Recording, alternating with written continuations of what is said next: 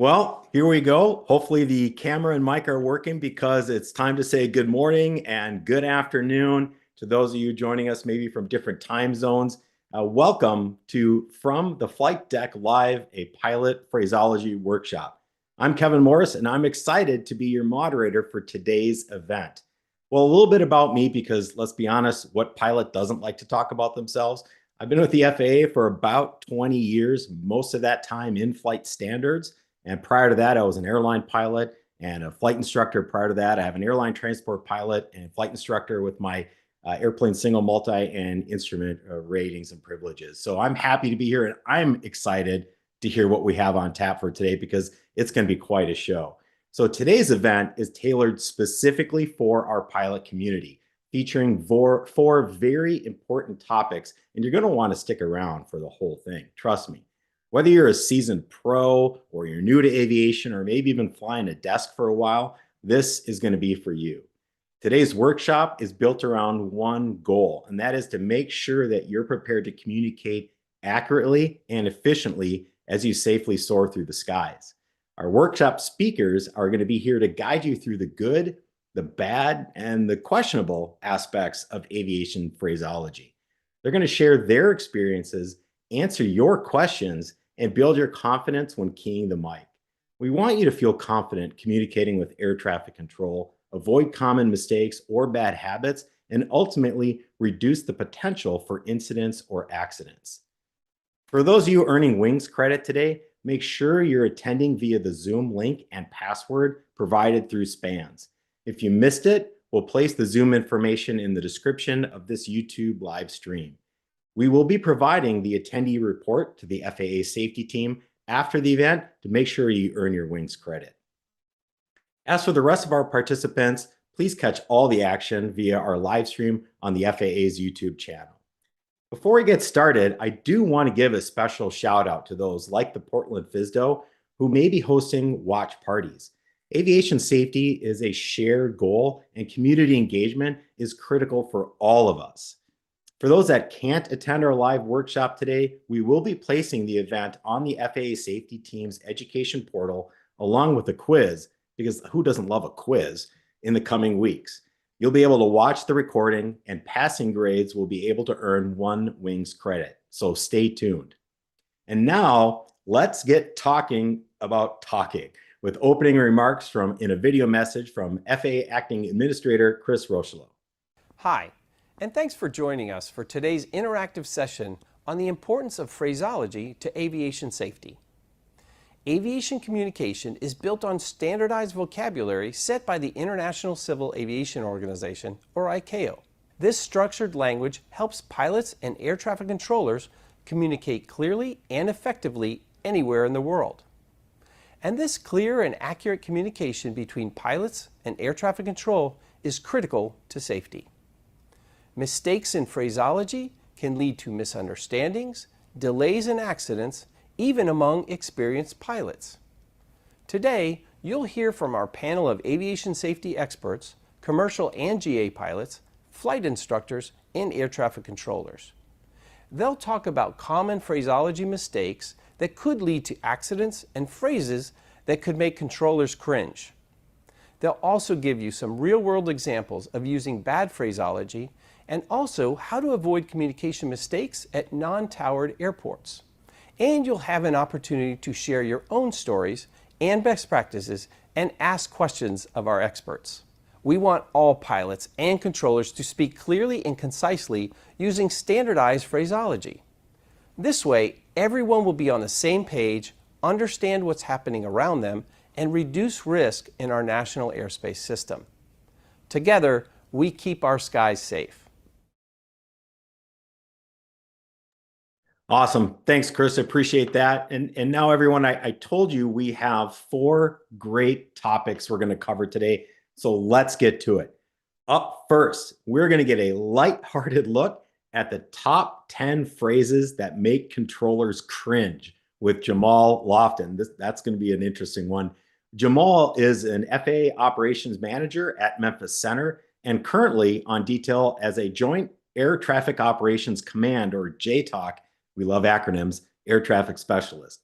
He served as CPC at Albuquerque, an operations manager at Boston, and a stint as the acting air traffic manager of Memphis Tracon.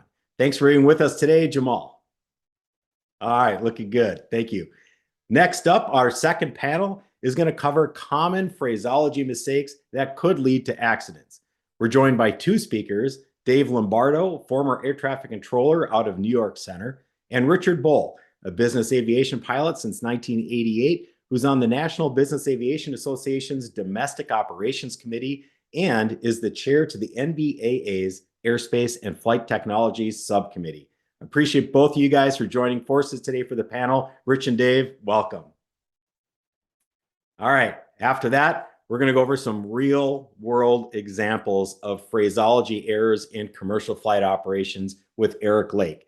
Eric is a Delta Airlines pilot and a part-time Air Force pilot, and you may have seen some of his flying videos on Instagram, or perhaps you caught him on the FAA's podcast, The Air Up There, where he shared his experience of being a first officer to his father's last flight as an airline pilot. Thanks for joining us, Eric.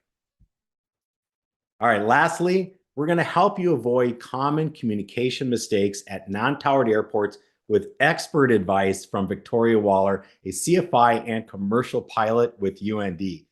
Perhaps you've seen one of her flying videos on Instagram, or maybe you caught her podcast episode with the FAA discussing her pilot journey inspired by her father. She's an independent travel agent with Venture with V and also volunteers as a mentor to Sisters of the Skies trainees who are in their instrument phase of training. Welcome back, V. We appreciate you speaking to our audience today. All right, see, I told you we've got a jam-packed workshop today that's all about you, the pilot, and the importance of proper phraseology. I'd like to remind everyone at this point participating in Zoom that you are more than welcome, in fact, encouraged to ask questions of the speakers using the Q&A feature. For those who are using YouTube and watching via the live stream there, please submit your questions via the live chat function. We're going to select questions from you for our panelists to answer during our question and answer session at the end. You definitely don't want to miss that. Stick around for that. This workshop is also the first of more from the Flight Deck live events to come. Topics from a recent safety call to action are being planned, including safety drift, safety management, and VFR and IFR interactions. But we also want to hear from you. What is going on out there? What are you seeing out there? What would you like to see in another From the Flight Deck live event? Please let us know. Drop your suggestions in the Q&A chat or in the YouTube live stream live chat. We'd love to see them. All right, that's enough of me talking. Let's hear from air traffic control and the 10 phrases that make them cringe. Now, Jamal, before I kick it over to you, I have to say, what do you mean you hear things that make people cringe? Pilots are the coolest people in the world. We say the coolest things on frequency. With that, I'm going to back away and let you take it, my friend. Salutations, everyone. Give me a thumbs up if you can hear me good. All right. So I'm going to start off with the top 10 phrases that make controllers cringe. These are not in any order. One of them is using 2 mic clicks in lieu of a clearance, proper reback, or question. So you're giving a clearance, you're giving some control instructions, whatever the case may be, and instead of acknowledging the clearance, reading it back, yes, especially if we need that. You know, a lot of times we're giving you clearances and we're waiting on their readback so we can move on to the next thing. Because there's some portions of phraseology that we need to hear certain things so we can have the separation that we need. Next, not using your call sign at all. So a lot of times, I don't want to say a lot of times, sometimes, a little bit, just only a little bit. You know, we'll hear someone on frequency and they'll just come out and start chattering with request or ride report or whatever the case may be, and there's just start talking, and we don't know who we're talking to, and we need to know who we're talking to so that we can address you. We might give traffic calls, we might give a control instruction, and we need to make sure that the right person is getting the right instructions. Next, Again, this is someone saying I'm ready for taxi, and now we're trying to make sure they're number one. We're getting ready to go ahead and make them number one for departure. And then we start talking to them and they're telling us, yeah, they're not ready. Or in this case, you don't start taxiing for 10 minutes. And we try to move things around to go ahead and make you a priority. That kind of irritates some people. Not me. Not me. It doesn't bother me. All right. Next. All right. So not monitoring frequency and blocking it with a huge transmission. There's a lot of times that we're talking, we're giving like very detailed route reports. We're telling you about all the precipitation. We're telling you about all the turbulence, chop, and all this. And we're painting a picture, trying to give you the best service that we can possibly give you. And then out of nowhere, there's a long transmission asking us what we've been saying for the last hour, or completely stepping over a clearance that we need to hear read back from another pilot. We just gave a control of departure. We just gave a arrival. We just cleared somebody for the approach. We just did something. We're waiting on that read back, and boom, someone just takes over the mic. Yeah, it's a little frustrating at times. Next. What's my sequence? Who am I following? Especially when you're going to a busy airport, we can understand that you will want to know who you're following, but sometimes we don't have the time to just break down who's following who. We could be dealing with 20 people and we need so many miles in between you, and we don't have time for the conversation. So we're just trying to boom, boom, boom, boom. So the is sometimes we don't want to start something we're not going to be able to keep up. For example, telling everyone in a 20 sequence who you're following. That could slow us down, especially when everything's time sensitive. All right, next. We're a little behind. How does direct LaGuardia look today? It will never happen. It'll never happen. Comical. It's comical when someone asks you, how about direct LaGuardia or one of the major airports? Something else is you might ask for a certain fix. We're pretty savvy, so we'll look up that fix. Oh, the initial approach fix for LaGuardia. Unable. You're not going to be able to go that far down the road to a major airport. It's just never going to happen unless it's a midnight shift at 2 o'clock in the morning. But in the daytime, it's never going to happen. We might chuckle, but it's not going to happen. Next. So in this one, can we change our destination? Typically, we understand that there's days with precipitation or major events that you have a 6-hour EDCT time. That's just what it is. 6 hours from now. And you would love to get to your destination. You'd love for your clients to get to their destination. You'll love to go home, whatever the case may be. But the times are the times, and that's due to the volume, that's due to the weather, that to compact the demand. And now you have all these airports that are marked off that these are the airports that are going to get those long times.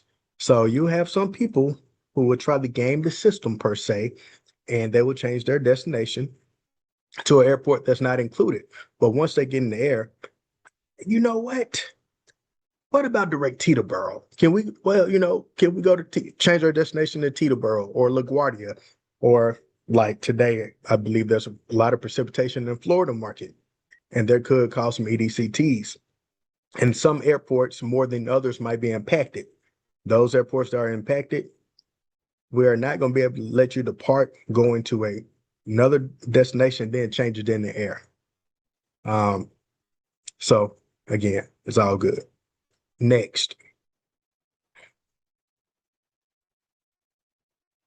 Okay. So again, this is when dealing with terminal environments for the most part, when the controller gives you expected departure clearance and they tell you about where the aircraft is on final or how far they are from the airport. And they're advising you once that aircraft lands, you will be able to go ahead and land or depart. And a lot of times, time we give you this information, we're trying to be thorough to let you know what's going on. And what about now? Can we depart? The guy is still 2 mile final. He's still turning right now. No, I can't let you off before this guy lands. No, after he lands. So, again, this is very lighthearted. We're not really cringing. It's frustrating, comical, but we're not angry. We're not angry, but yes, it's not going to happen. What do we have next here? Is there flow to Atlanta today? I couldn't help but to smile myself. You know what I mean? So when when you guys are departing and you're asking, is there flow to Atlanta? Yes, absolutely. There's flow to Atlanta today. Tomorrow, the day after that, yesterday, there's going to be flow to Atlanta every day. So again, what I mean, these things aren't major catastrophes. These are things that we chuckle at. You asking us, is there flow to Atlanta? Yes, absolutely. There's flow to Atlanta, and the other major airports as well. What else do we have here? Um, we're trying to give you the best service we can give you. You might talk to a controller and they paint the picture superbly. And there's shock, there's turbulence, there's precipitation, there's everything in their whole airspace. And they just painted this picture, a Picasso. This is what we have. This is what you can expect once you pass this mountain range, this river, this body of water, whatever, this state line. That's when you can expect for it to improve. And you'll keep right back up and say, so what do you have smooth? Nothing. Nothing at all. So again, it's no big deal. We work well together. And I feel like I've done a bunch of these. I don't know what number I'm on now. Okay, boom. So I'll give you some honorable mentions while I have you. Giving a traffic call. And once you give the traffic call, like say traffic 12 o'clock, 5 miles opposite direction, such and such aircraft flight level 370, and you're at flight level 360. And the next transmission request to climb to flight level 380. We know you're waiting for the aircraft to pass. We chuckle at it from time to time. And sometimes we are busy at the airports and we're telling you, you might have a request and we say expect vectors for final or expect vectors for something that's not your request. We're not ignoring you, but when you come back and say, hey, we were requesting such and such approach, we would love to give you that if we had the time permitting, but sometimes we don't. Thank you all so much for your time. Guys, have a great day. Well, hold on there, Jamal. Don't go running away quite yet. I try to slide off. I feel a little battered and bruised right now as a pilot. I think you hit like 3 or 4 of my. I'm not the only one that tries to change my destination and route. Oh, Is that what you're trying to say? Well, again, like today, Florida, weather everywhere. So there might be a time in today where Orlando might have some long EDCTs, and you depart putting in the Bahamas, and now all of a sudden when you're in there, you know what? Orlando looks pretty. Can we change our destination to Orlando? You had an 8-hour EDCT for Orlando. It's not going to happen. I know that sounds like a great plan. What about how long's the final? Do you get that one every so often? So typically when you're busy, that's when you get these questions. It's not when it's slow, when you're looking for someone to talk to. It's usually when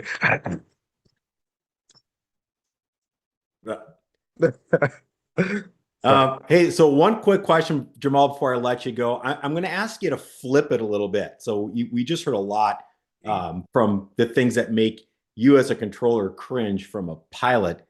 But now let me put you on the spot, my man. What do you hear from other controllers that makes you as a controller cringe? Oh, wow. Yeah. Oh, wow. Certain phraseology, we're a creature of habit. We're expecting for things to be said a certain way, a certain cadence. And we take a lot of pride in what we do. So if we feel like somebody's not reaching the bar, the whole room is going to look, and we're going to do a self-correct, a spot correction, on the spot correction as a team in that moment. Because again, like, we take a lot of pride in the profession. We trained hard to get to where we are, and we don't want that bar to go down. So if we don't hear the phraseology spoken like it is in the .65, if we don't see a SOP being followed, or somebody trying to, for example, we might have a SOP, standard operating practice, and sometimes some of those SOPs lessen our workload. So when you hear someone trying to coordinate something that's already a SOP, you need to study a little bit, huh? Yeah, so it gets a little All right. comical. I had to throw it out there, Jamal, because just for all my pilot friends out there, see, we're not the only ones that say things that actually make controllers cringe. So, Jamal, listen, thank you. That was a great presentation. I appreciate your time. We had a lot of questions roll in, and we're going to get back to those questions at the end. So, Jamal, stick around. We've got some questions for you at the end. I'll be here. From our audience. All right. Appreciate that. All right. Thank you so much.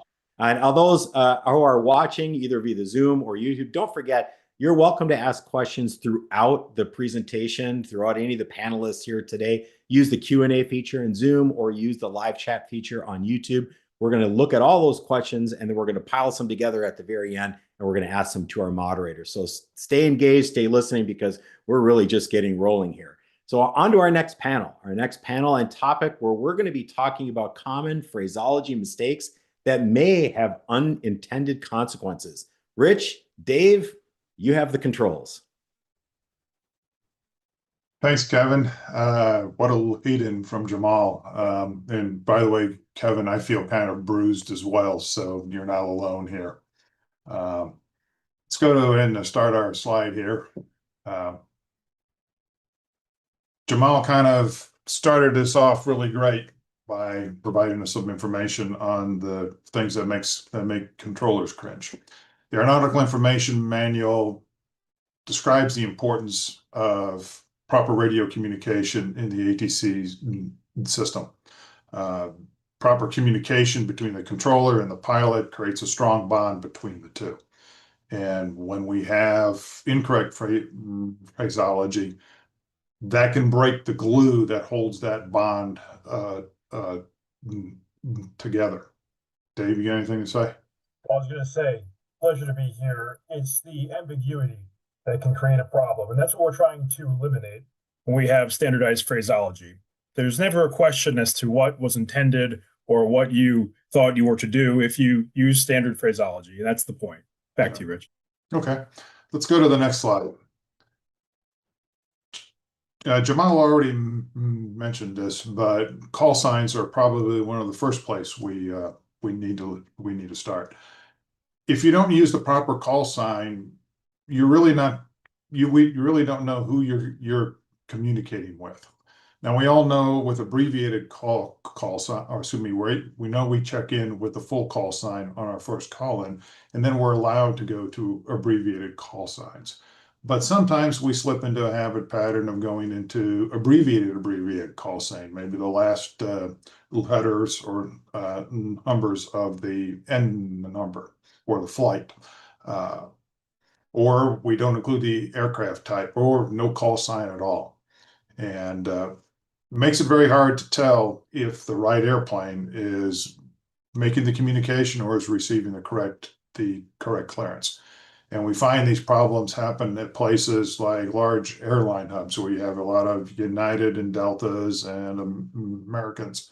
But it can also happen in the GA world as well, particularly when you have flight departments or flight schools that have very similar type aircraft, and maybe the tail number ends in the same letter. If you use an abbreviated call sign and the numbers and letters are close, it can be very difficult to tell which aircraft is actually receiving the clearance, who was that for, and if you reply back, it's difficult for the controller to ensure that the correct aircraft got the clearance and replied back.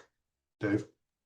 It's easy to transpose those numbers if they're similar sounding call signs, and sometimes I think people are innately trained to almost listen to the end of it, but you have to really listen to the full call sign in those types of situations for sure. And sometimes the controller will actually say similar sounding call on frequency, but of course, it's always the pilot's responsibility and the controller's responsibility to actively listen at all times.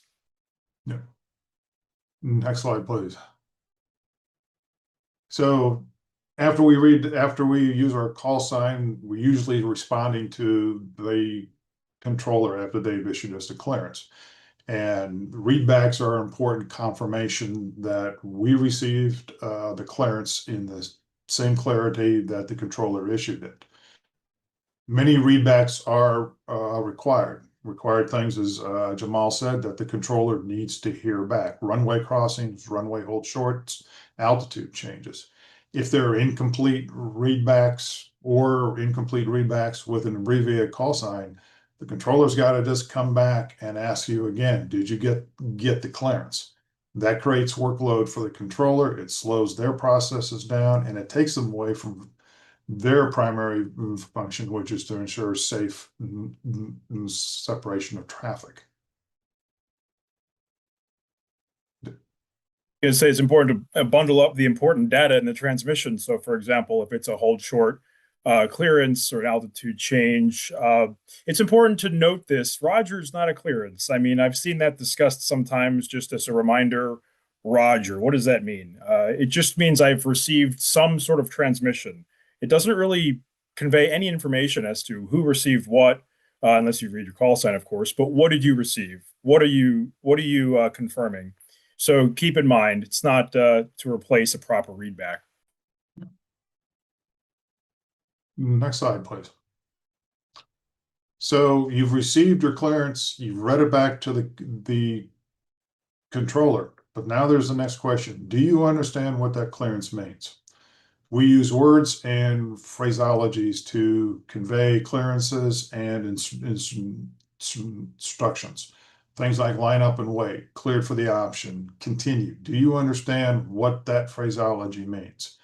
If you're flying under instruments and an IFR pilot, approach clearances have set phraseology. If you're cleared direct to the initial approach fix and given an altitude and cleared for the approach, you're expected to do the course a reversal. On the other hand, if you're cleared direct to the same fix and the approach clearance is preceded by cleared for the straight-in approach, the course reversal is not required, nor is it authorized, because the controller expects you to proceed straight in.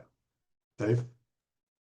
This is a good point with the word continue. One of the things I've seen is sort of a misunderstanding or discrepancy in the use of the word continue. For example, traffic will be departing prior to your arrival. The word continue does not necessarily mean you've been cleared to land, but it doesn't mean to go around. It just means to continue on the approach. So it's important to know, what does it actually mean? Back to you, Rich. Yeah, it's important that you understand what the meaning of the phraseology is. The communication phraseology that we use for clearances is described in the Aeronautical Information Manual and in the Pilot Controller Glossary. The Pilot Controller Glossary is basically the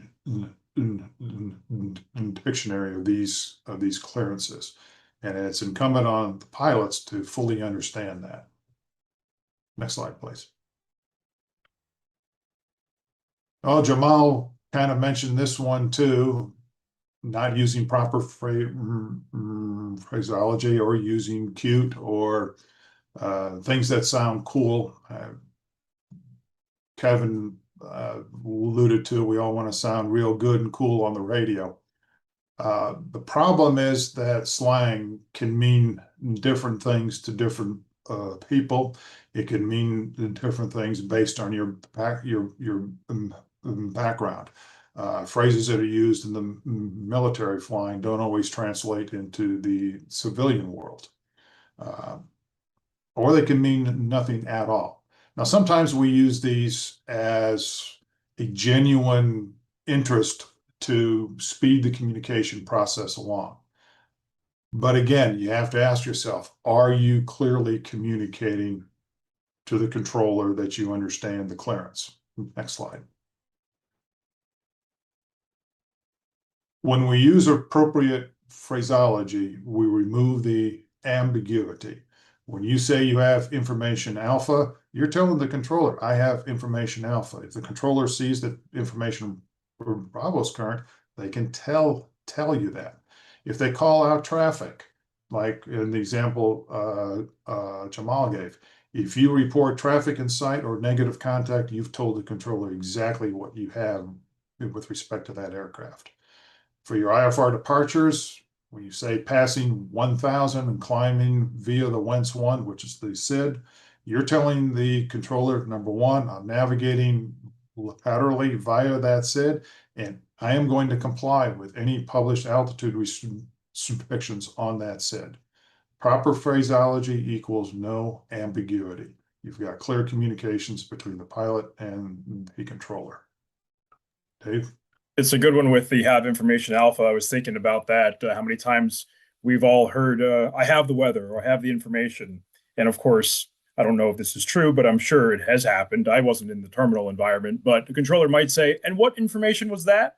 And the pilot, you don't want to have that situation. We want to convey that we've received the proper current ATIS information, weather information. Next slide, please. And we have to keep in mind that phraseology also includes being careful about words that can be confusing. The English language has words that can mean multiple things depending in the construct of the sentence that they are used. And ICAO has identified two words of particular interest, the words to and for. If you check in with the controller saying, I'm out of 2 for 4. Well, are you climbing out of 200 feet for 400 feet? Are you climbing out of 2,000 for 4,000? Or are you climbing out of 2,000 for 4,400 feet? Or are you in Europe or someplace, are you climbing out of 2,000 for flight level 444? Flight levels don't always start at 18,000 feet. When you use proper phraseology, leaving 2,000, climbing to 4,000, there's no ambiguity between you and the controller, where you're at and where you're going. Dave? Yeah, the multitude factor there is particularly alarming. 200 or 2,000, that's a great point. And just by stating it, you solve that problem of ambiguity. And I wanted to say something else about, perhaps we're getting into this right now, Rich, but the left and right. So I'll let you introduce that first, and then I have something to say. Okay. Yeah, I mean, we found out that there's some interesting issues with left and rights at Chicago O'Hare. They have runways 9 left, 9 center, 9 right, 10 left, 10 center, and 10 right. And it's not uncommon, or it's actually normal ops to assign a heading after takeoff. And what they were finding out is they were giving aircraft departure instructions off a parallel runway. Clear for takeoff on runway 9 right, turn left heading 360, and the airplane would get in the air and pilots would forget which left and right they had. Was it the runway or was it the heading? And we had airplanes turning the wrong way. To avoid that confusing phraseology, Chicago has changed their procedures where they no longer issue the turn with the takeoff clearance. They wait until the airplane is in the air. They just clear them to take off, fly runway heading. And once in the air, they give them the turn left heading 360. Now, that's something they've done at Chicago, but any airport that has parallel runways, this can be an issue. There's a particular paradoxical thing with that, because if you look at that clearance on the screen, if you were to show somebody who was not a pilot, wasn't involved in aviation, they might have absolutely no idea what any of that means, but they probably know what left and right mean. And yet, here's a pilot making a mistake. And so with that, I think comes realization that it might not just be a situation where the pilot was actively listening and visualizing what to do in the procedure. One of the situations I wanted to stress that we've talked about in regards to GA is the intersection departure risk. And so it's the same thing. In this case, you're giving a turn after departure, and the pilot on the brain is turning to line with the runway. And it might be that they were cleared to depart on runway 19er, but now they've turned the opposite direction and are departing runway 1 because they heard the word left or heard the word right. So it's always a matter of thinking through what the clearance means. And sometimes the most basic words, left and right, could actually be where the highest risk factor is. Next slide, please. Okay. We've been talking about understanding what your clearance is. Understanding what the clearance is can be very hard when there are multiple elements in the clearance. Fly headings to this, reduce airspeed to this, then descend and maintain to reaching to slow the airplane down or go direct to effects. When we have clearances with multiple elements, we are finding out through various studies that readbacks become confusing, and we find a lot of errors in the readbacks. And these are not confined to just operations in the air in busy airspace. Same thing can happen on the ground. You clear the runway, you're issued a taxi instructions with multiple left and right turns. Same thing we just talked about. And when we read it back or actually perform it, we get it wrong. Next slide, please. So complex ATC instructions are common, particularly to busy airports, busy airspace. Pilots who are familiar with the environment, like Chicago O'Hare, they generally do okay, but inexperienced pilots or transient pilots can be overwhelmed easily. Even experienced pilots can be overwhelmed. Studies have shown, like I talked about, while clearances containing 4 or more pieces of information are rare, relatively speaking, only about 25% of the time, they account for more than half the readback errors.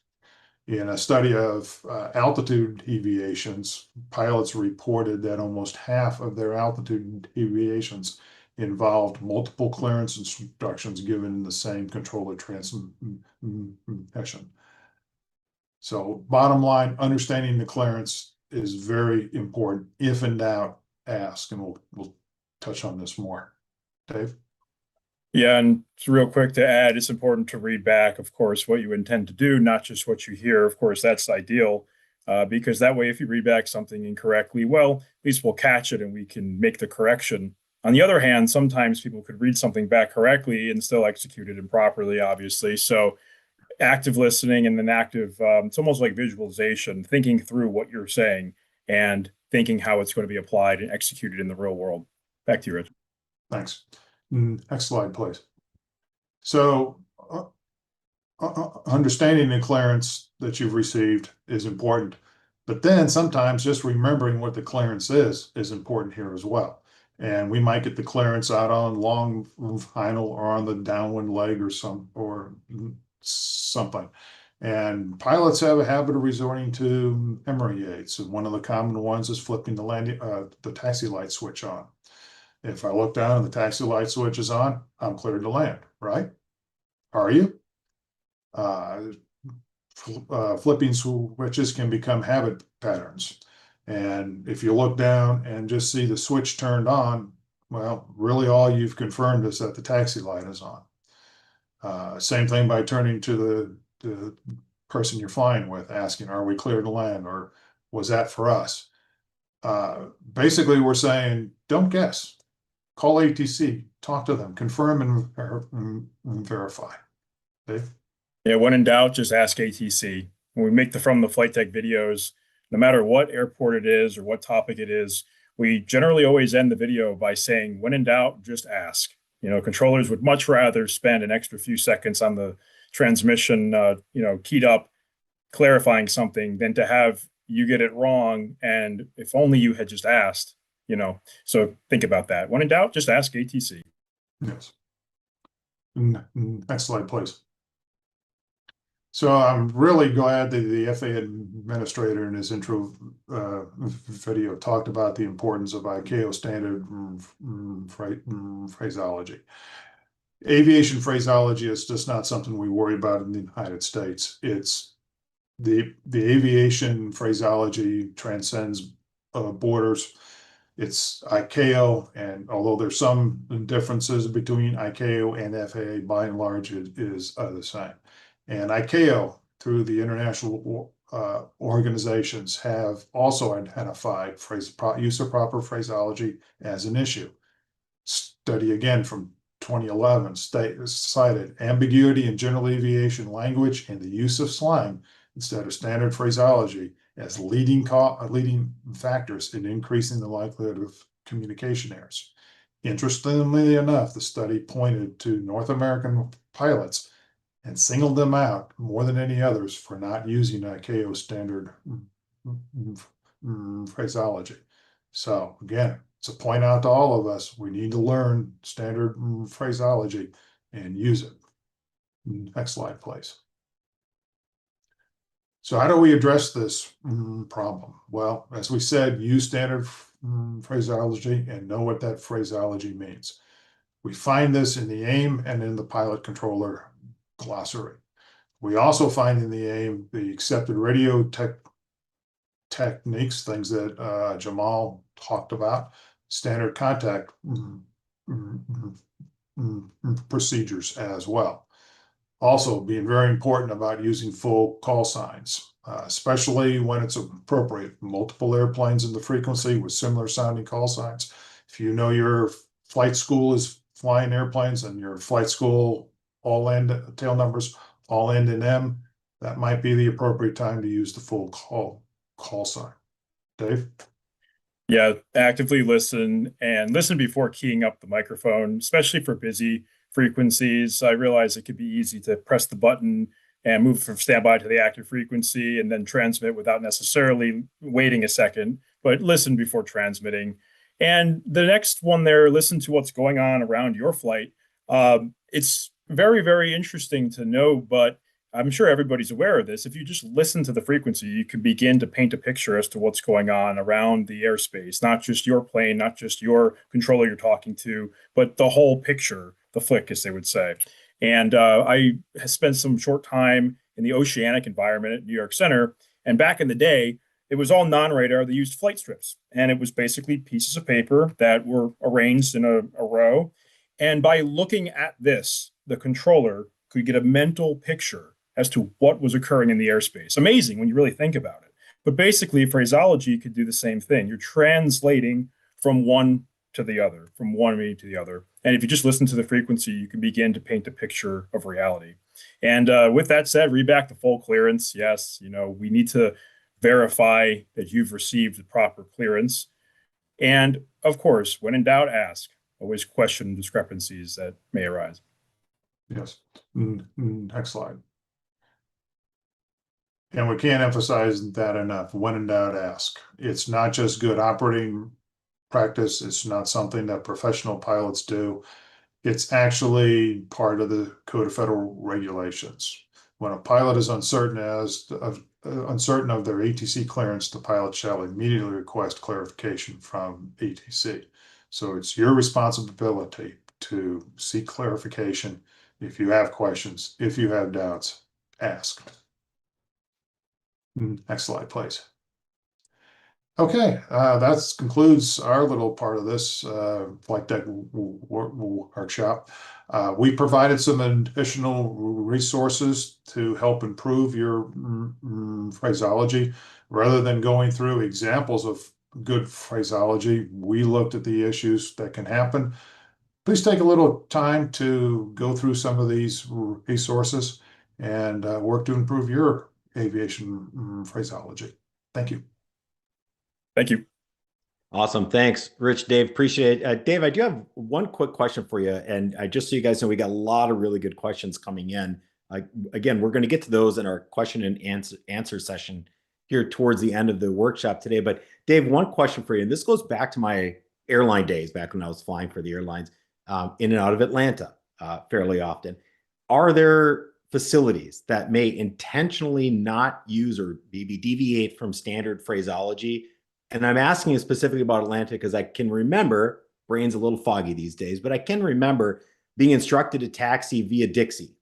They didn't use the Delta phonetic alphabet for the D taxiway. They used Dixie. And I'd always assumed we've got a lot of Delta aircraft in Atlanta. It just gets too confusing.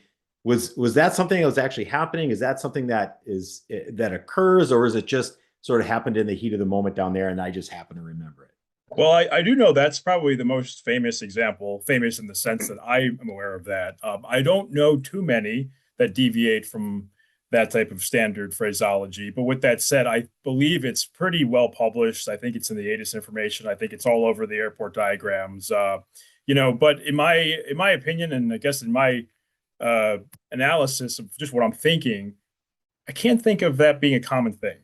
So I know with Atlanta, just because of the heaviness of the operation, it is very distinctive. But like I said, I think it's well published in all that documentation.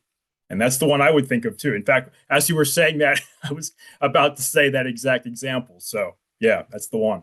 All right. Great minds think alike. Appreciate it. Dave, Rich, thank you guys so much. Stick around to the end because we're definitely going to have more questions for you. So jumping here onto our next panel, we're going to go into some real world examples of phraseology errors. And so Eric's going to come on and talk to us a little bit, but I think I'm going to say, Eric, I'm only going to let you do this if I don't show up in your real world examples of problems. So as long as I'm not in your slide deck, man, you have the con. You're good to go. Yeah. So thanks for everyone having me on here. Just quick history with me. I'm at Delta. I'm a captain now on the 319, 320, 321. I've been an FO on the 737, the MD-88 at Delta, and then I did a brief stint at the regionals, flying CRJs there.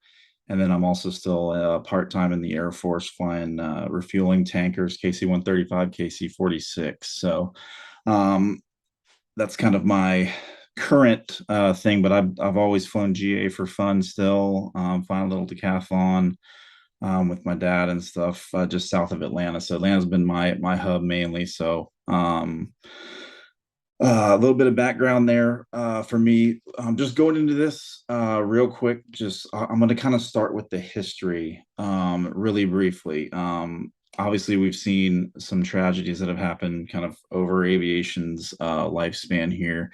And one of the bigger ones was in the 70s. It was Tenerife. And if you don't know that one, I recommend maybe trying to find a YouTube video documentary on it just to kind of see, what happened with that one exactly. I'll just do it very briefly. But essentially, one of the main issues with that one was communication and what caused it. It was two 747s, KLM and Pan Am. They were on the ground. The KLM had quick story of it to try not to take too much time. They had essentially gotten to the runway and Tower had given them some climb out instructions.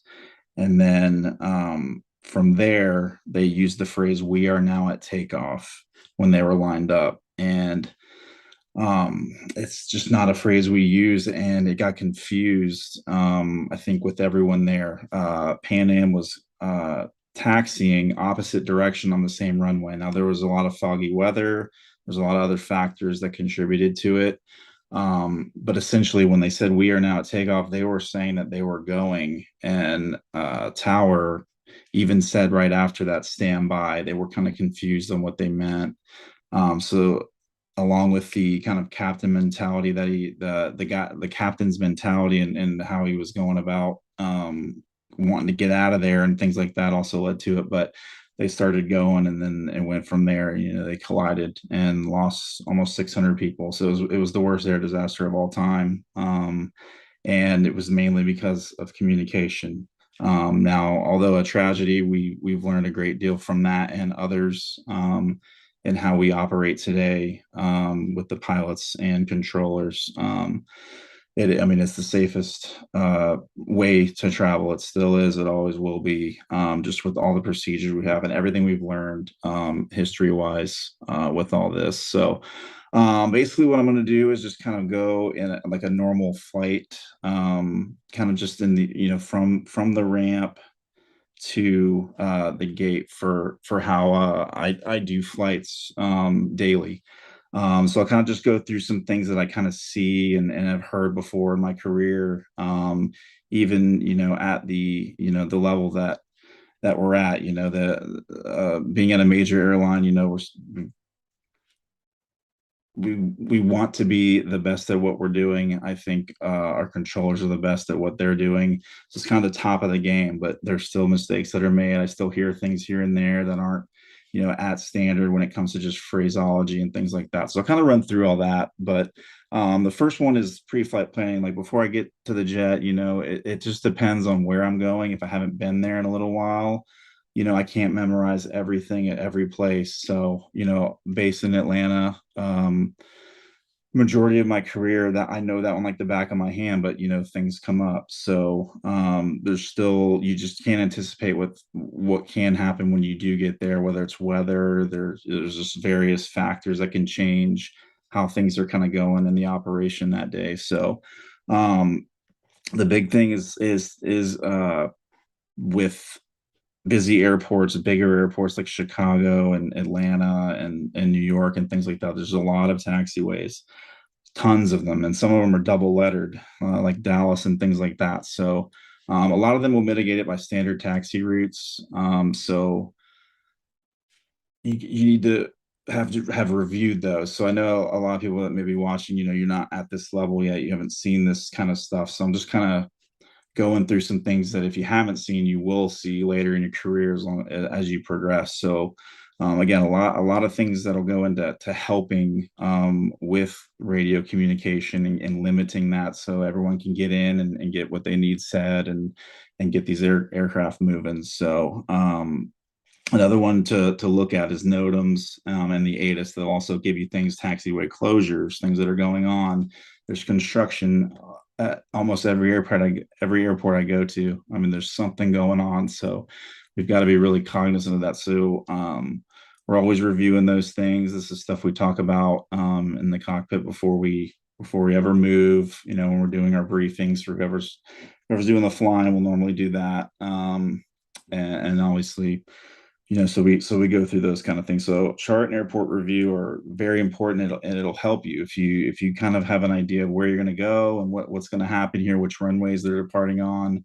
There's 2 runways in Atlanta that they depart on. They land on 3 of them. So we know, hey, we're going north or south, and we have things, at least at my airline, called company pages, and that's in our Flight Deck Pro. So we have our map, we have our flight plan on there. We can look at it, and then we have company pages that kind of they highlight certain things, and they tell you, hey, this airport's known for this, or just some other instructions that we need to adhere to based on what that airport is essentially needing to let all the aircraft know. So we review those things, and we have to adhere by those. And it'll also tell you things on how to make a clearance, or when, or various things like that. So that's what we review beforehand. So when it comes to actual clearances, I mean, that was pretty straightforward. You read that verbatim, whatever they say, you read that right back. The things that do happen at times that can cause some radio, things like problems and things like that, or if they give you a reroute or an added fix or something like that. So sometimes I may get an additional fix, and I haven't heard it. It's not on the flight plan. I haven't seen it. So if I don't know it, then we may have to ask them to read that one to us phonetically. And that's just clearing it up, making sure that we're going to go where we're supposed to be going once we get in the air, because that is obviously extremely important. Let's see here with other things, just the Roger Wilco affirmative. I mean, use those properly. They not just okay or got it, things like that. Those, I've heard that here and there, but just use the proper words. Those are very easy to just say, and that communicates with them what you've heard. Make sure you use them properly as far as Roger and affirmative. Some people get them mixed up here and there. I hear that from time to time, but the weather and things like that aren't part of the normal operation when it's running smoothly, or what really where I hear probably the most radio issues, I would say. A few weeks ago, I was can't remember what airport we were going, but we were taxiing out. We had our clearance, everything was set, we were ready to go, and they ground stopped us. So we had to basically sit and wait until we were given clearance to be able to take off. But we got 3 reroutes in the middle of that because these storms were moving around. So they were giving us that via voice, which I'll talk about PDC and CBDLC towards the end. This is kind of the future that's happening. It's more text message type, but so they were giving us multiple clearances, and it can be a lot at times where we put a certain sit in and then it's all ready to go, and then they give us something else and we got to get that in, and we have to rerun checklists. We have to, if we have an engine shutdown, we got to be ready to go when they give us the time. So there's just a lot of things going on inside the airplane, that aren't just about getting these radio calls and things like that. So as a captain, you've really got to kind of manage all that and just make sure that we're not going to move until we're both 100% ready to go, and all those kind of things. So clearances, again, just pretty straightforward with those, but just anticipate possible changes as I put there. You never know. It may not just be perfect. Hey, we're going right there, no issues. Sometimes it happens, but sometimes it doesn't. With the ramp, I'll go through that like really quickly, but most when you're starting out, you're not going to know anything about ramp operations or being in there. You may, but for the most part, flying, GA and stuff like that, you're not dealing with a ramp. But it's the most dangerous part of our flight every time. There's airplanes going around everywhere. We have vehicles, we have catering trucks, we have bag carts, and all these things going everywhere. So it's just, there's so much going on in there, and it's just, once we get out of there, I just feel a little better, because there's so many things that an airplane can hit and cause an incursion, which happens still to this day. So it's really just knowing where you're going, listen to what your ramp controller is telling you, and again, read that right back, make sure everyone's good to go. And then, because I have to communicate that to the ground personnel, they're not on the radio with me talking to ramp control, so I've got to kind of be the middleman there and communicate that to them. So I've got to hear it properly, and I've got to give it to them so they don't go in the wrong direction or the wrong way, which I have seen. So that happens. You may get like a tail north at a 45, and they push this tail south. I've heard that on the radio before, and it can be corrected, but sometimes there's airplanes that are pushing simultaneously together, and if you go the wrong way, there's a possibility of getting hit. So that's just something to look at. But moving on into ground ops, again, still one of the most dangerous parts of the flight is just all the ground operations, being on the ground. There's being Atlanta, the busiest airport in the world, there's just constant airplanes pushing and then getting on. And Atlanta does a really good job of just the flow and how they operate. So it's north and south mainly. Some airports, they only have 1 or 2 runways, so, and they're extremely busy, like LaGuardia. So they just have a certain way of doing things as well, with all that. But you'll hear things like monitor, like they were saying before. If they give you that, honor it. I know it's hard. It can be hard sometimes, because you're sitting there waiting, you don't hear anything for a while. Like, did they really know you're supposed to monitor, like this and that? So if you give it some time, and there may be a chance, if it's not too busy, there's a little bit of time, you're not going to step on anyone, you may just confirm, and I don't think they get too mad at that. But for the most part, if they say monitor, they know what they're doing, and just honor it. A big one is long taxi instructions. I've heard it many times. Being in the right seat and in the left, just listening. When you're in the left seat, you're the captain. You're controlling the aircraft, so you don't have a free hand to write anything. That's the FO's job. It depends on their experience, but some can rattle it off like easily, no problem. And others, if you're at an airport you're not as familiar with, you may need to just write it as they're saying it. And some of the controllers are pretty fast here and there. I know they got a lot of airplanes to deal with, and they're just trying to get everyone going the right way. But sometimes it's a little quick. and it may be so fast that they can't even get it written down in time. So I've seen that before where they've had to get it written, they've had to ask for it again, and it happens here and there, and the controllers can get a little annoyed to a degree. I've seen it, but we just, at least on the pilot side, we just want to make sure we got it right, and we don't, we're not going to go in the wrong direction. That's a big one. And then sometimes you'll get a long one to a runway, so you'll get all the all the taxiways to a runway, and in the middle of that, they'll give you cross another runway and then continue on to the one that you're supposed to depart on. Now they'll give you that at the end, and when you start to taxi, it may be 5 minutes before you see that runway crossing that you've got to do, but you've already been cleared it. So it can be a little nerve-wracking at times, like, are we, some people will call back and say, just confirm we're cleared to cross that runway, because getting on active runways and things like that are they're a big, just, it's something that we obviously don't, it's happened before where people are crossing when they shouldn't have, or I've heard it before and that kind of thing. And that's just one thing we never want to do. And that's where an accident can happen in the blink of an eye. So sometimes I'll hear, that kind of thing, with that.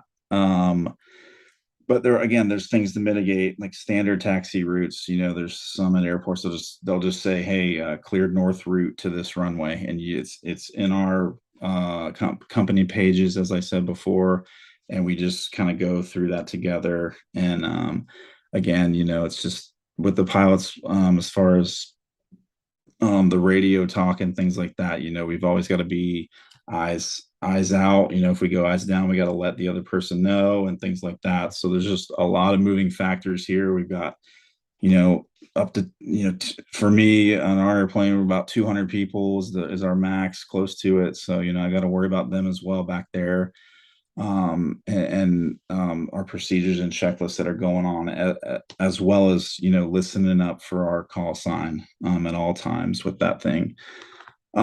So what else is on here? Stepping on each other is a big one. Again, I hear that pretty much throughout a flight. They don't mean to do it. I don't think it's not intentional. Some people are trying to get in there. I mean, there's times where I'm waiting like 5 minutes for us to try to get a second to get a call in about just getting with ground to get moving, and it's tough. So those controllers are working really hard, and you just got to be patient and try to get in there when you can and not step on anyone. So there's no issues there. Let's see. We can go to the next slide. Thank you. So yeah, getting out to the runway. I've heard things like taking the active, not good, and then like cleared to go or cleared to depart. Now, cleared for takeoff is a essential line there. At some airports, they may not clear you to tower. It's just kind of understood that you switch when you're getting closer. But in Atlanta, they switch you to tower, so you wait for that. If they don't, then you can call them back and say, "Hey, are we just confirm we're clear to move over to tower?" Sometimes I forget. It is what it is. But again, with that, if we don't hear anything from them and we're cleared what our instruction is. So it's to hold short of that runway. So that's what we will do. And again, I've seen sometimes where we may get to the runway and then, we just don't hear anything for a little while. And most of the time we'll just wait, and they're dealing with what they got to deal with until they get to us, and then they'll get moving. But sometimes here and there, I've just heard them forget. And if anything that we do make a call, it's just ready for departures. When I hear departure is the word, or something to that degree, not ready for takeoff, because takeoff is when you're cleared, in my eyes, and that's the standard that I have learned and come to know with that. So we only say that when we're cleared for it. So people have used words like that, and like I said in the previous thing, when it came to the Tenerife disaster there, that the takeoff word was used and it just got all confused. So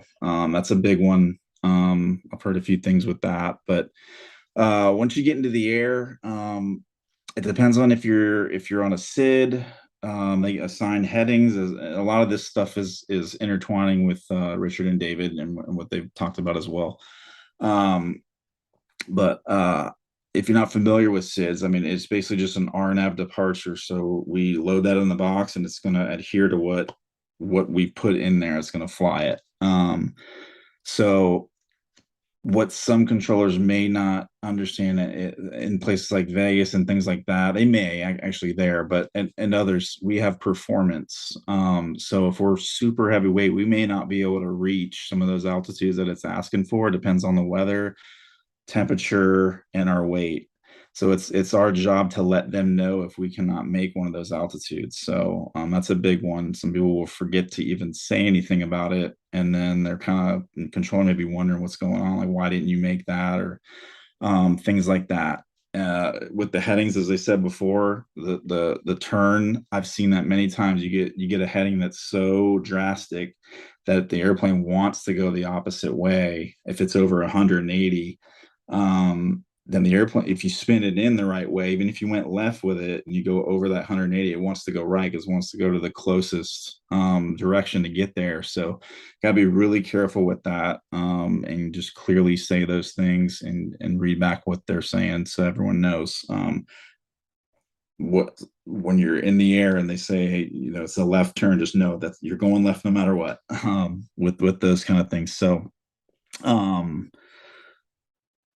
that, I think with that, it's pretty much it. They just like our descents, they give climb vias. So, again, we got to adhere to everything on that. They usually will say climb via except maintain an altitude, and then we got to spin that altitude in. So with those, again, you just read them straight back as they're said. Some people, they'll say it a little weird and it just doesn't sound right. Climbing through two, through two, and then climbing via the SID. I've just heard weird stuff before. It just doesn't make sense. So they're going to ask about that if they hear it. So it's really, your exact altitude, 2,100, climbing via the SID, with those kind of things. But with all through that, once you get up to cruise, it's a non-critical phase of flight. You can kind of relax a little bit, but there's a lot of things going on there that we got to worry about as far as pilots when if these things here kind of happen. So I think the biggest thing is the ride. I mean, we were always asking for the ride. It's not a very there's no really standard calls that I know about. I hear everything. They'll check in, a pilot will check in, and just ask about the ride. And Jamal was talking about that. A controller, I was sitting on a frequency, and every pilot that checked in, it was probably every minute. Every single one of them was asking about the ride. So they've got to repeat this stuff like multiple times all the time. And they do their best. I know they do. They get a lot of high reps. They get a lot of things from the other pilots on how the ride is doing. And that's a big one. And people can get a little frustrated with each other at times because we're trying to ensure safety in the back. And if it gets a little moderate, we've got the flight attendants, if they're up, they got to get seated. We don't want carts banging into passengers and just the passengers themselves hurting themselves. And that can be a problem, with the airline and having to, work that. So there's just a lot of that we're, the biggest reason why we're asking so much about that is just safety mainly, but just ensuring comfort as well throughout the flight, where that's our job as well. So that can cause some chatter here and there and clog up the radio a little bit, but I know the controllers do their best with it. And then weather and turbulence for sure. I talked about turbulence, but weather, we have to deviate around stuff, and we try to communicate that to the controllers, I think, the best that we can. Sometimes we can see things that they may not be able to paint in their radar, like a big buildup, but it may not be showing up on theirs, and flying through that is not pleasant. So I know they do the best they can with that as well as far as giving us deviations. They're normally normally no issue. Sometimes there's just so much traffic around us there that they may be able to only give us a certain amount of direction, or a direction that's not as great for our flight plan and things like that. So, as a captain in an airline, we're trying to do both things here to make everyone happy, and it can get a little busy in the cruise phase, just with a lot of that. Let's see, similar call signs, huge one. As they talked about before with numbers. I mean, I've been like Delta 1210, and I have literally had United 1210. I mean, I can't tell you how many times, for some reason, in the whole United States, that we have someone with the identical number in their call sign that's in the same airspace. It's crazy, but I see it a lot. A lot of them have just like at least two of the numbers on the back end the same. And that's normally my cue as well, to try to, when I'm listening, if we're doing something and I hear the last two of mine, that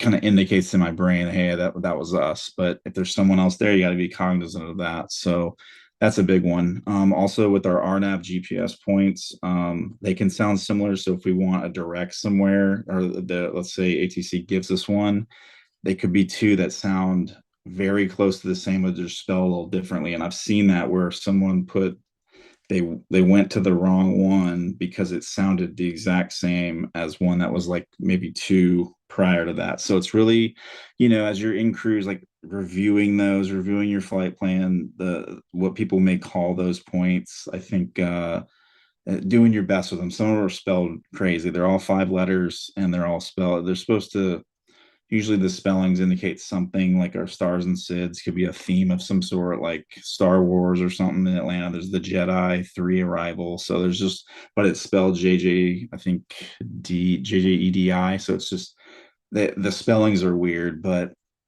that's just how they name those and things like that. So looking over that stuff. And then with VORs as well, so you may not know, there are 3 identifier fixed. So when in doubt, just phonetically, that's what you got to do there. The controllers sometimes will just give us the name of it. And if I haven't been around that area in a long time, I may not know exactly which one that is. So I may have to read it back. But that's a big one. And then as far as emergencies, Mayday, pan, emergency fuel, just doing that properly. There's been some confusion there with other airplanes, just really just kind of, they're not really declaring an emergency. They're just kind of saying they have an issue. And, you need to use these words properly if there is one, because declaring an emergency puts you in a priority that is above all others. So you're going to get priority in everything if you're doing that properly. So there's been some weird lingo with that at times that I've heard. So, in all of that, the phonetic alphabet is your friend. So if you need something read back, just ask for that. They will be glad to give it to you. And that way, you type it in correctly and it's all good. Let's see here. Hey, Eric, I'm just going to jump in. We're getting a little tight on time. Sorry. Yeah, but I think you did a really good job of bringing forth that communication phraseology. Yeah. It's important to everyone. We talk a lot about GA stuff in how important it is for GA pilots and talking with air traffic control, but it's also critically important for air carrier operations, right? I think a really good point you brought up was not every airline flight going into Las Vegas gets to be flight number 777, right? Yes. That's huge problem with that. So I think phraseology, whether you're driving an Airbus or whether you're driving a Cessna 150, it's critically important on both ends of that spectrum. And so I really appreciate you taking the time, but please, Eric, don't go anywhere. We've got some questions for you probably coming up here in our Q&A session. I do appreciate for your time today. And so now I'm going to jump over to our final, but not least presentation, because this is a very important topic. I'm really excited to get to it. We're going to talk about communications at non-towered airports. And we are very lucky to have the fabulous and famous Victoria Waller on the flight deck. V, the floor is yours. Thank you so much. Yeah, first of all, thank you to the FAA entirely for hosting this panel, and for inviting me on here. Just a little bit about my background as well. I do have experience in flying in non-towered airspaces and environments, and towered airspaces and controlled airspaces. Back and forth, I've flown in the SFRA, the Washington, D.C. Freeze, as well as um, now I currently fly in Phoenix airspace out of Mesa Gateway, which is Delta airspace. So back and forth between towered and non-towered um, airports and airspaces. So I kind of have a mix of both. But some things that I will be going forward with and talking to you about is most of the topics that we've been discussing already is one, failing to use standard phraseology. I'm going to speak upon that, and then stepping on other transmissions, and then also not monitoring the CTAF early enough. So there are a few areas within this panel that overlaps with each other, but that just shows how vital and important those specific topics are. But first and foremost, let's kind of figure out like towered versus non-towered airports. Like, what's the significant difference and why does it matter? Like, why is this panel like even being brought to you? First, towered airports, the tower is responsible for traffic separation. They're responsible for the flow and overall traffic entering and exiting the airspace. Versus non-towered, it's you.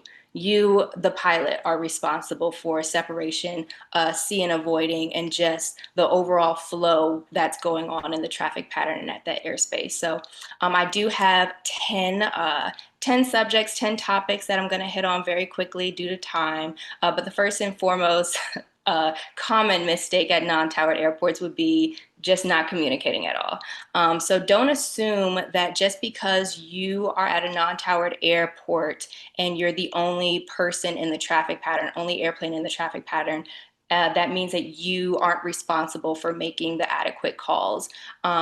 Reason being is the FAA prescribes that you should start monitoring or make your first initial call 10 nautical miles away from the airport if you're, inbound to the airport. So if you are not making calls and just announcing yourself, even if you're the only one at the airport doing traffic patterns, what if someone else is listening 10 or maybe like 12 nautical miles out, trying to identify, okay, what's going on, trying to paint that situational awareness, that picture in their brain of what's going on at the airport and which runways in use and how do I figure out to set up on a 45 to the downwind entry. So if you're not making those calls, the next person and the next pilot isn't able to effectively, set up correctly. So always communicate, even if you are the only one at that airport.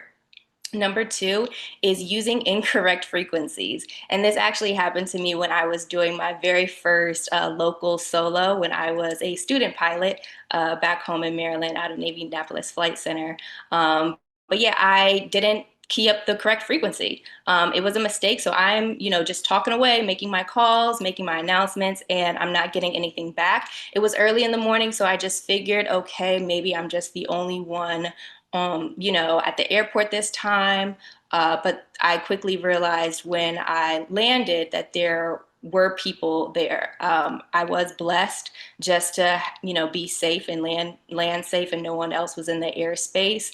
But I realized then on the ground that I had the incorrect frequency. So one thing about operating at non-towered airports is the operations start on the ground. It starts in the pre-flight. Before you even get up in the air, write down your frequencies, write down everything, every detail, the runway lengths, the runways, the headings, the TPA, traffic pattern altitude, the ATIS if they have one, the CTAF. Make sure you write down all the pertinent information that you need for that non-towered airport before you get up in the air, because the last thing you want to do is to be task saturated while you're flying to the airport, trying to listen in, trying to key up the, switch the frequencies, and then also look for traffic. God forbid you drop your pen and you lose situational awareness and you key in the wrong frequency, just one number off, and now you're listening in and announcing yourself on the incorrect frequency. So always just double check that, have it written down somewhere so that when you're in the air, you can key in the right one. Number 3 is just incorrect or incomplete position calls and position reports. Again, we've stated, painting a picture, creating some situational awareness, not just for yourself, but for other pilots and other aircraft that are in the vicinity of a non-towered airport, listening in and making a correct position call. So not just who you are and where you are, but like what altitude, what direction are you coming from? Are you coming from the southeast? Are you coming from the northwest? Setting up for 45 into the downwind, for what runway. So acknowledging your altitude and the exact position or direction that where you're coming from can allow other traffic that are currently at that airport to be on alert and to start looking for you in relation to where you're coming from. Number 4, and also going back real quickly to number 3, just also remembering to always state, who you are, where you are, what you're doing, and what your intentions are. So making that clear. And any of those that you miss can lead to ambiguity, and that can lead to confusion, especially with multiple aircrafts that are operating in that airspace or at that non-towered airport. But number 4, the famous failing to use standard phraseology. We've heard this multiple times throughout this panel, and us hearing it multiple times means that it's extremely important. So just using non-standard language can reduce clarity and if misunderstood by other pilots, especially non-English native speaking pilots. So some examples of that, like we've heard previously, are, taking the active. Okay, taking the active what? Taking which active? Some airports, one that I flew to today, have multiple, takeoff runways. So they take off on 02, and sometimes they land on 20, or sometimes it's the opposite. So you need to be clear instead of just saying taking the active, using standard phraseology, departing runway 05. Coolidge traffic, or Coolidge traffic departing runway 05, or coming into land. Coming into land where? Coming into land what? Again, in using standard phraseology, entering left downwind runway 05. Or inbound on the 45. Again, inbound for what? You really need to make clear and concise calls and position reports. So again, you can let everyone else know around you what you're doing, where you are, and what your intentions are to help with that separation. Because like I said in the beginning, you, the pilot, are responsible for the separation of traffic and seeing and avoiding at non-towered airports. Number 5 is talking too much or talking too little. Excessive chattering and excessive talking on the frequency can, clog up the frequency, and it can be an opportunity for someone to miss important information that's going on. If someone's, operating at the airport, maybe it's an emergency, anything could happen, but some vital information that could be relayed is now being blocked because of excessive non-important calls. So just chatting up with another, maybe like a friendly pilot that saying, "Oh, how's your day? Oh, oh, well, I did this today." So like general communication and general conversation can be, made on the ground when it's safe to do so. But in the air and in the traffic pattern, limit those calls to what's vital and important and pertinent to the stage of flying. And then also not talking enough. So like talking too little, you really have to find the sweet spot with talking too much and talking too little. Because again, if you don't say anything at all, then how can any other surrounding aircrafts know your intentions or what's going on? Number 6 is stepping on other transmissions. Something else that we've discussed through these panels again. I would suggest, to just pause before transmitting, or before, when you key up your the CTAF for the first time, just take a second to listen in on what's going on. Because when you key up the frequency, you could be, keying it up in the middle of someone else's transmission. So just give it maybe 2 to 3, maybe 5 seconds to just listen in, slow down, pause, and then make your call, or then make your transmission, as not to block someone else's call. Number 7 is not clearly identifying the airport. A lot of non-towered airports use the same CTAF. And CTAF means Common Traffic Advisory Frequency. So a lot of non-towered airports have the same CTAF, have the same frequency that they use. So not identifying the airport that you're currently flying to or operating at can cause some confusion if it's shared with multiple other airports. If you don't clearly identify in the beginning and at the end of your transmission what airport that you're referring to, someone else someone else at a different airport that shares that same frequency may get confused and think that you are, possibly at that airport. So it just limits the ambiguity. And again, it's vital for situational awareness. As if I'm operating at a non-towered airport that shares the same frequency, and I hear, the first transmission, I hear the name of my airport, that cues me to start listening. That gives me and puts me on alert, knowing that, okay, someone is talking about the airport that I'm at. I need to be on alert to look out for some traffic and to maintain situational awareness. All of these tips that I'm sharing right now is mainly about safety and keeping situational awareness and keeping everyone in the traffic pattern safe. Because that's what we want at the end of the day. Number 8 is assuming others see you. Like I said in the beginning, it is our responsibility as pilots to see and avoid when it comes to not even non-towered airports, but just in the airspace in general. Even if we are in controlled airspaces where tower provides that separation, it's still our responsibility to see and avoid, because we're all humans at the end of the day. But assuming that another plane sees you and you can actively ignore that plane and just think, oh, well, they obviously see me, we're right here. No, you cannot do that. We all have a responsibility to avoid other pilots, even if we don't see them, even if they don't see us, or even if they don't acknowledge us. If we see someone, we need to actively avoid, so we don't cause any mid-air collisions.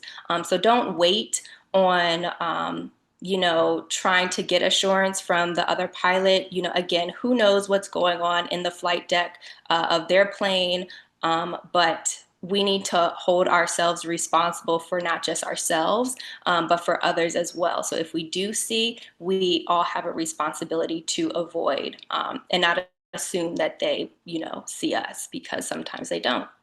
Not last, but second to last, is number 9, not monitoring the CTAF early enough. And we've also talked about this a little bit earlier, but this goes back to gaining some situational awareness and painting a picture of what's going on in the vicinity of the airport and at the airport in your brain, so you can know like how to configure, you can know how to set up, you can know how many people is in the traffic pattern, and what and what am I supposed to do.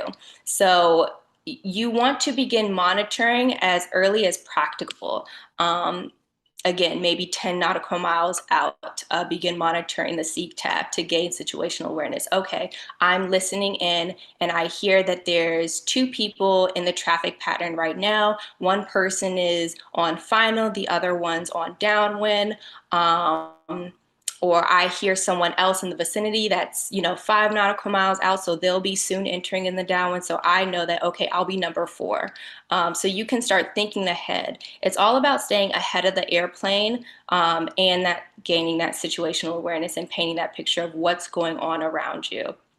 The FAA, there is an advisory circular, and I can post that in the chat. I forgot to add it here as one of my resources, but there is an advisory circular, 9066C, Charlie, for non-towered airport flight operations, and it lists in depth and in detail how the proper way to operate at non-towered airports. So the type of calls you need to make and when you need to make them: 10 nautical miles out, 5 nautical miles, or on the 45 to the downwind, and just overall operations at non-towered airports, which is really helpful. And it's a good read to better understand how to operate at those towers, at those non-towered airports. And last but not least is number 10, failing to acknowledge or coordinate with other pilots in other aircrafts. Let's be nice pilots. Like, let's be polite pilots to each other and try to, again, help one another out at a non-towered airport. And it's actually happened to me today. I was the only one in the traffic pattern with my student, and I heard on the CTAF that someone was, coming in on a 45-degree to enter the downwind. As they were coming, that got me to alert to start looking for them. As we took the runway, I saw them and I decided to acknowledge and say, okay, we'll extend our upwind for spacing. We'll come in number 2 behind you. Just acknowledging other aircraft at that airport and talking to them and coordinating, okay, what's going on? Because again, we both have a responsibility for both of our separations, for safety in the traffic pattern. It's not just my responsibility, it's not just the other pilots, but it's everyone's. So it's everyone's responsibility to maintain safe coordination. And how to do that is to talk to one another and plan it out. If you need me to extend, I'll extend. If you need me to do a 360 in the downwind for spacing, I can do a 360 in the downwind for spacing. Whatever is needed to allow all the traffic to be safe, then you should acknowledge that. We all should acknowledge that. And so again, just flying with the flow of traffic and not ignoring other pilots' transmission, and just engaging with the other pilots in the traffic pattern so we can all maintain situational awareness and stay safe. That is the goal of operating at a non-towered airport. All right, V, excellent jobs. First of all, I had the opportunity to do almost all of my pilot training at a non-towered airport, and then almost all of my flight instructing at a towered airport. So yeah, as you went through those 10 things, I was thinking to myself, yep. And they're not that complicated. They're just really critically important things that aren't that hard to do. So nice job, V. I appreciate your time. Now, I know we're at our hour and a half mark, and I promised everybody this would be about a 90-minute or so show. But if my panelists don't mind hanging on for about the next 10 to 15 minutes, we have over 100 questions that have come in. Now, there's no way we're going to get to them all, but I would like to get to at least some of them. So I think what I'd like to do now is just ask all of our panelists to turn their cameras back on, because we are getting to my favorite time here, which is to put all of you on the spot. I mean, to ask all of you questions that have been coming in. So, please sit back, buckle up, put your trade tables forward. Here we go. We're going to get some questions inbound here. Some of them, I think I know who they can go to. Some of them are just going to open up here. So we'll actually start with Dave. I'm going to put you on the spot first. So be ready, my friend. We had a question that came in that said, they're asking about best practices for requesting radar services when it's really busy. Now, you're a New York Center guy, so I figured this would be a good one for you. They say, for example, we teach to use the phrase, Center, November XYZ is VFR with request, over. And then wait for a response and then provide type, location, destination.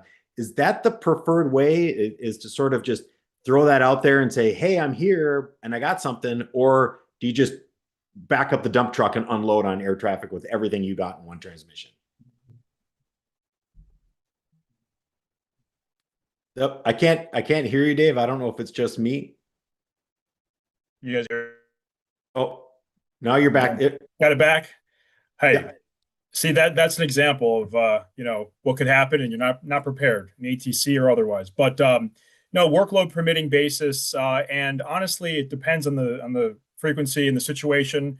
But if it's going to be a long transmission and it's busy, I would prefer somebody just transmits quick and gets off the frequency, and then we can communicate, and then we've established two-way communications right off the bat without having to tie up the frequency. So that would be my opinion, is to try to just make it known that you're looking for a request. And if the controller's too busy, they'll let you know. But honestly, if you do the other and you tie up the frequency, who knows what else could occur, and people are trying to transmit. Gotcha. So it's really important to, before you key that mic, and this is one of the things, Eric was touching on a little bit too, and I think we've all mentioned it in some form or another, but listen to that frequency, right? When you get a frequency change or you dial into a new frequency, take a moment to pause. You don't get a gold medal for tuning into a frequency and keying your mic within a second, right? Take a listen, see what's happening. Are they busy? I think V brought up a great point, which, are you even on the right frequency? It might be a good idea to take a listen to that frequency. If you're expecting a bunch of aircraft to talk about being in St. Cloud traffic pattern and you're hearing something Brainerd traffic pattern, maybe you're not on the right frequency. Always good to take a listen. Rich, I'm going to put you on the spot next. I think this will be a good one for you. It's a bit air traffic controlling, but I think you're going to be in a good spot to answer it. How do you handle controllers when you're flying and you're talking with ATC who are stressed out, and maybe they come back or come across as rude or short with you, or you feel like, boy, that person's having a bad day? From a pilot's perspective, so how do you work that into your safety risk management in the flight deck? Well, we all have to understand we all have bad days. First of all, you generally have an idea of what's going on in the airspace if you've been following all the best practices that we've talked about. Listening first, taking cue of what's around you. If it's your first time checking into the frequency, you're still going to have an idea of what's going on. 4 o'clock on a Friday afternoon going into Teterboro, I know the New York controllers are going to be rather tasked, and being abrupt that's normal. Understand that's a way of them getting from one clearance to the next clearance to the next clearance, one task to the next class to the next class. The most important thing is we don't add to their workload. So accept it for what it is. They're trying to do the best they can. They do the best job they can. And sometimes that means just getting from one clearance to the next clearance to the next clearance. And don't tie them up with unnecessary communications. All right. Don't add to the bad day they don't might add to the bad day. That's right. And I think maybe this next question here now, Jamal, this is going to be for you because you had the top 10 things that make you cringe. What about bad words on frequency? Maybe words that are 4 letters in length. Have you ever been involved in a situation where things just got a little bit out of hand, and maybe one pilot got angry with another pilot, or a controller and pilot got angry with each other, and we went from a professional, good phraseology conversation devolved into a figurative shouting match on frequency? Have you seen that, or how can we manage that? So I saw that message in the Q&A, that question, and I tried to avoid it, and then you still throw it back on me. You're welcome. So I would say that tensions rise from time to time, but I don't think I've ever heard bad language on the frequency. Maybe something over guard, but not like necessarily a 4-letter word. Something maybe don't want to say any phrases, but there's phrases that we all know. It's not a nice. It sounds like a nice phrase, but we know there's a story behind it. I'm not gonna no. So again, typically we don't hear any profanity over the frequencies. Even in heightened tensions, people are still professional. We might get a phrase that we know if we get certain phrases, but typically everyone stays professional. Oh, all right. Good deal, man. Appreciate that. V, I'm going to throw this over to you. In talking with communications with air traffic controller from a pilot's perspective, from an experienced CFI perspective, what do you teach your students, for example, on how long do you wait for a controller to acknowledge when you've made a call?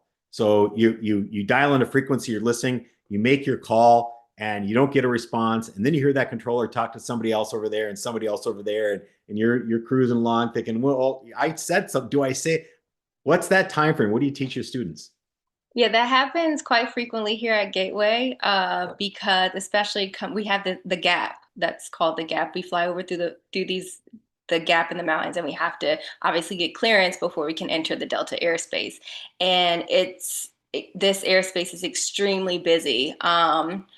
So sometimes that does happen where you pause and you listen and you don't hear anything back, and you listen again and you don't hear anything back. I teach my students not necessarily a time frame, but a distance. A distance until how close should you be away from the airspace. And if you still do not hear anything, or if you still haven't been able to, because it's so busy, you haven't been able to repeat your call, then you just have to fly around and try it again.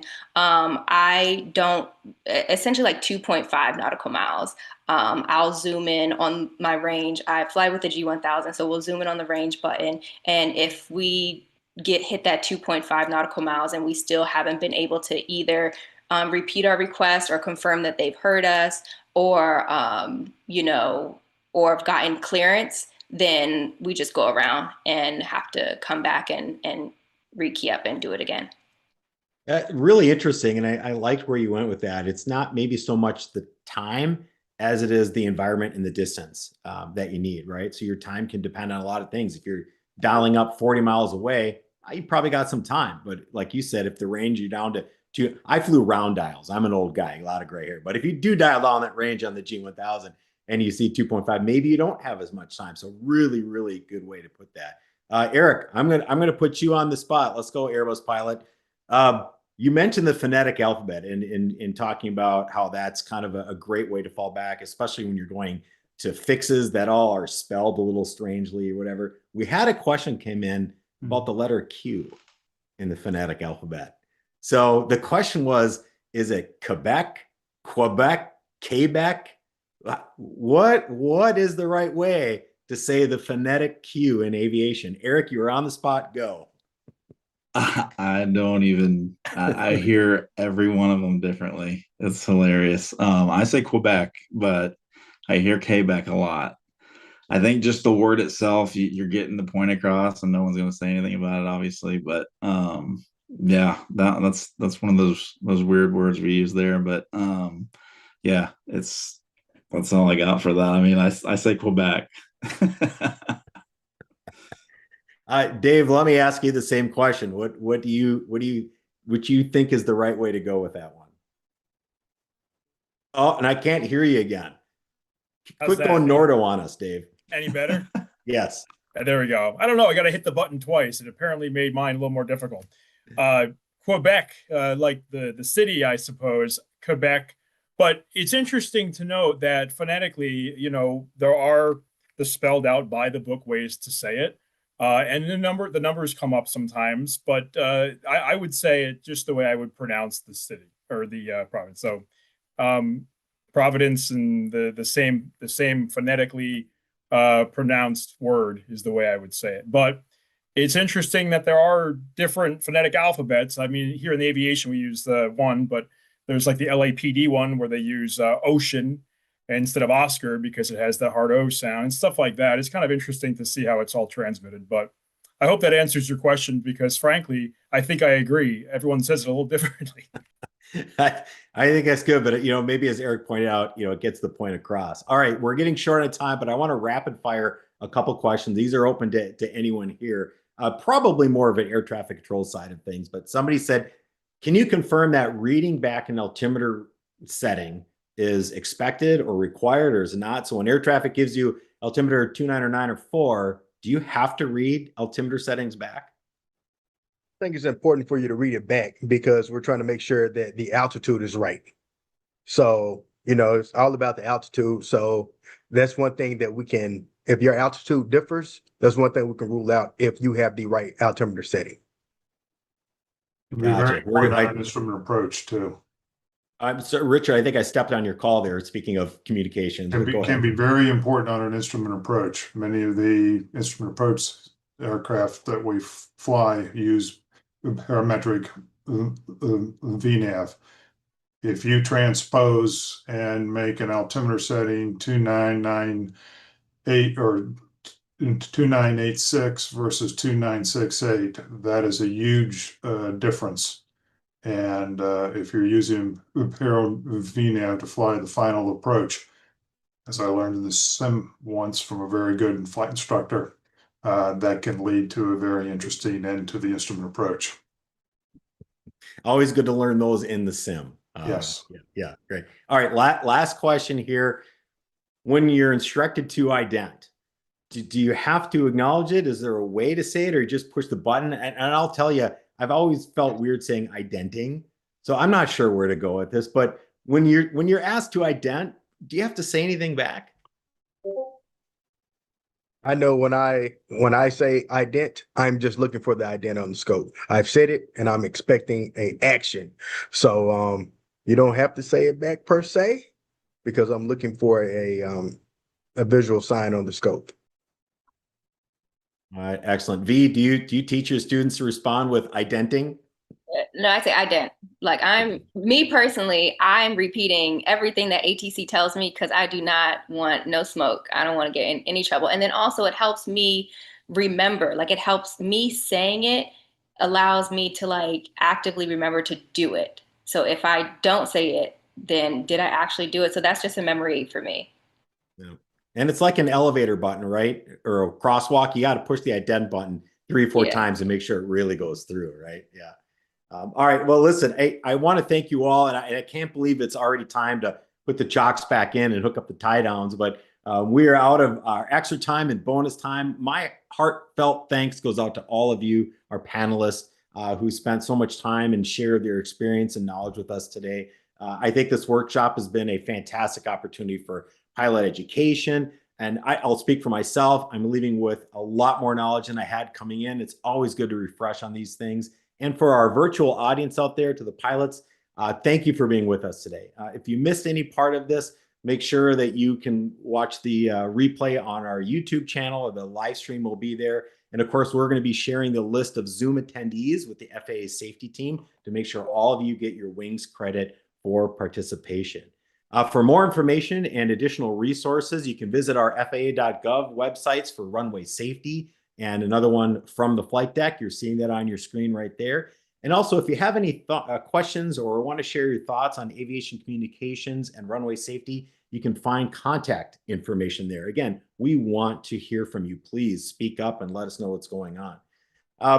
The FAA Safety Briefing magazine also has various pilot safety articles and resources as well. You can subscribe to that. The print version is on our website there. You can scan that QR code. I'll give it a minute here so you can scan it.